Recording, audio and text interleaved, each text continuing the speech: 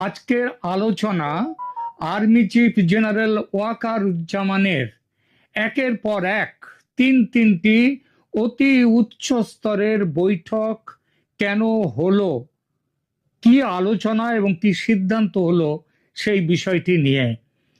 গতকাল 1 সেপ্টেম্বর 2025-এ বাংলাদেশ সেনাপ্রধান জেনারেল ওয়াকারুজ্জামান প্রথমে যমুনায় গিয়ে অন্তর্বর্তী সরকারের প্রধান মোহাম্মদ ইউনূসের সঙ্গে বৈঠক করেন। তারপর বঙ্গভবনে গিয়ে বৈঠক করেন রাষ্ট্রপতি মোহাম্মদ শাহাবুদ্দিন চুপ্পুর সঙ্গে। গত 31শে আগস্ট মানে একদিন আগে প্রধান বিচারপতির সঙ্গে সেনাপ্রধান গিয়ে দেখা করেন, বৈঠক করেন প্রধান বিচারপতির বাসভবনে।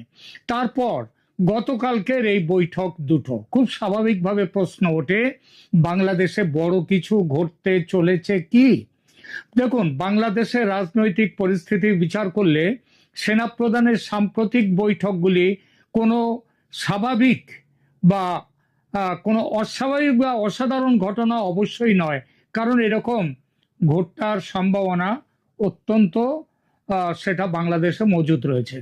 বাংলাদেশের রাজনৈতিক অঙ্গনে বর্তমানে একটি অত্যন্ত নাজুক পরিস্থিতি বিরাজ করছে। সেনাপ্রধান জেনারেল ওয়াকারুজ্জামানের সাম্প্রতিক একাধিক উচ্চ পর্যায়ের বৈঠক এই পরিস্থিতির গুরুত্ব তুলে ধরেছে। জেনারেল ওয়াকারুজ্জামান 31শে আগস্টে প্রধান বিচারপতি সৈয়দ রেফাত আহমেদের বাসভবনে গিয়ে তার সঙ্গে বৈঠক করেন। এই বৈঠকে আইনি ও অন্যান্য বিষয় নিয়ে আলোচনা হয়েছিল বলে জানাচ্ছে ঢাকার বিভিন্ন সূত্র, কিন্তু যে খবর কোনো সংবাদ মাধ্যম দেয়নি এ পর্যন্ত সেই কথা বলছি। এই খবর আমি পেয়েছি কিছু ভারতীয় সূত্র থেকে, গোয়েন্দা সূত্র থেকে, আরো পরিষ্কার করে বলতে গেলে এই সূত্র বলছে সেনাপ্রধানের সঙ্গে প্রধান বিচারপতির যে সাক্ষাৎ, এই সাক্ষাতের কারণ সেনাপ্রধান, ভালো করে শুনবেন, সেনাপ্রধান ওয়াকারুজ্জামান তিনি 8 জন সেনা কর্মকর্তাকে আন্তর্জাতিক অপরাধ ট্রাইব্যুনাল বা ইন্টারন্যাশনাল যে ক্রাইম ট্রাইব্যুনাল থেকে পৃথক করার বিষয়ে প্রধান বিচারপতির কাছে দাবি জানিয়েছেন। অর্থাৎ এই 8 জন সেনা কর্মকর্তার তাদের বিচার চলছিল ওই আন্তর্জাতিক ক্রাইম ট্রাইব্যুনালে, সেখান থেকে যাতে তাদের বিচার না করা হয়, সেইখান থেকে বিচারের আওতা থেকে তাদের যাতে বাদ দেওয়া হয়, সেই ব্যাপারে কথা বলতে প্রধান বিচারপতির সঙ্গে দেখা করতে গিয়েছিলেন সেনাপ্রধান। বাংলাদেশে তিনি বলেছেন বাংলাদেশের সভ্য বিচার এবং সেনাবাহিনীর ঐক্য রক্ষা করার স্বার্থে 8 জন সেনা কর্মকর্তা যাদেরকে আন্তর্জাতিক অপরাধ ট্রাইব্যুনাল বিচার করছে, বিচারের আওতায় নিয়ে এসছে, তাদের বিরুদ্ধে তদন্ত অভিযোগ ইত্যাদি হয়েছে, তাদেরকে ওই ট্রাইব্যুনালের বিচার থেকে বাদ দেওয়ার আবেদন করেন সেনাপ্রধান। অর্থাৎ ক্রাইম ট্রাইব্যুনাল এই আর্মি অফিসারদের বিচার করতে যাতে না পারে সেই দাবি করেছেন আর্মি চিফ। আপনারা বলতেই পারেন যে এই কাদের, এরকম খবর হয়তো অনেকেই জানেন না, তাদের জন্য বলছি। এই 8 জন কর্মকর্তার নামগুলো হলো মেজর জেনারেল জিয়াউল আহসান, তিনি জাতীয় টেলিকমিউনিকেশন মনিটরিং সেন্টারের এনটিএমসি তার সাবেক প্রধান। দ্বিতীয়, ব্রিগেডিয়ার SM জাকারিয়া হুসেন, ইনি ইঞ্জিনিয়ার্স ব্রিগেডের কমান্ডার ছিলেন। ব্রিগেডিয়ার ইমরান হামিদ ইনফ্যান্ট্রি ব্রিগেডের কমান্ডার ও শেখ হাসিনার এডিসি ছিলেন। কর্নেল আবদুল্লাহ আল মোমেন, ইনি র্যাপিড অ্যাকশন ব্যাটালিয়ন বা র্যাবে দায়িত্বরত। লেফটেন্যান্ট কর্নেল রেজওয়ানুল ইসলাম, ইনি বর্ডার গার্ডস বাংলাদেশে দায়িত্বপ্রাপ্ত। মেজর মোহাম্মদ নোমান আল ফারুক, ইনি ইস্ট বেঙ্গল রেজিমেন্টের দায়িত্বপূর্ণ পদে আছেন। এছাড়া আছে অতিরিক্ত 2 মেজর যাদের নাম আমি জোগাড় করতে পারিনি এখনো পর্যন্ত।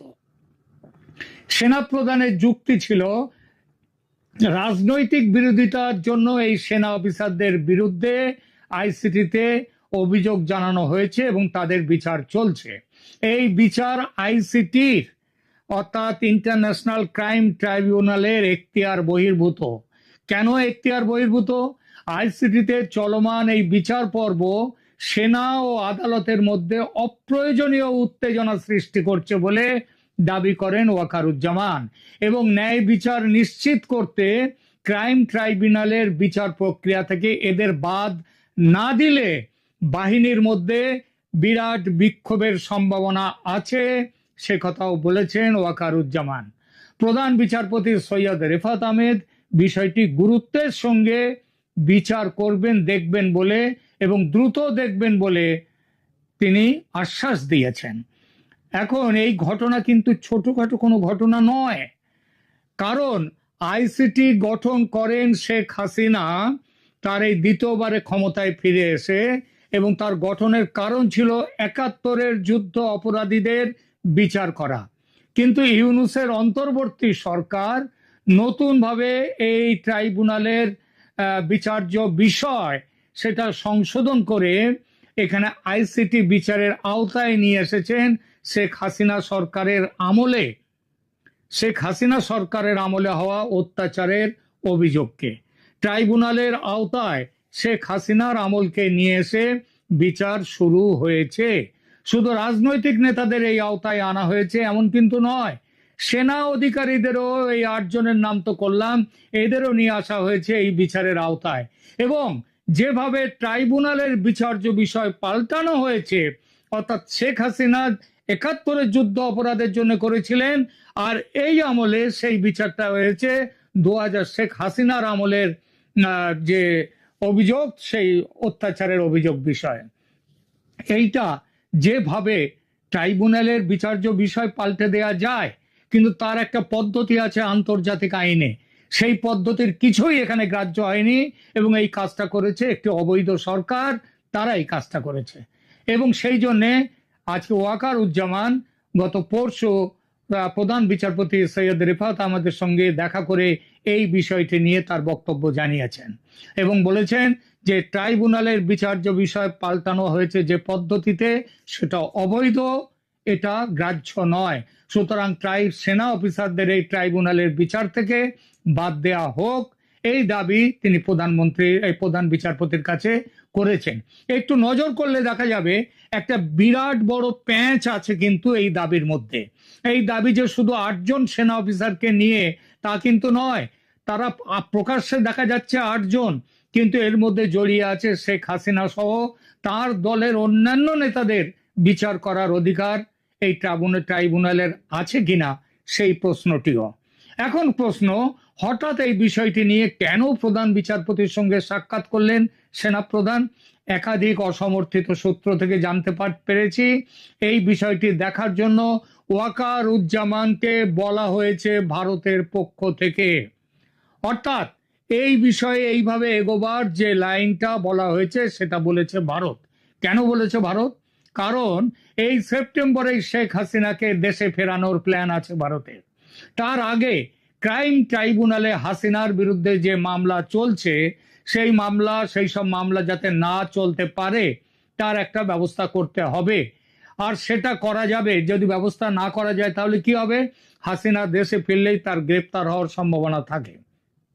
সুতরাং সেই মামলা যাতে তিনি গ্রেপ্তার যাতে না হতে পারেন, সেই মামলা যাতে না চলে, তার ব্যবস্থা করতে হবে।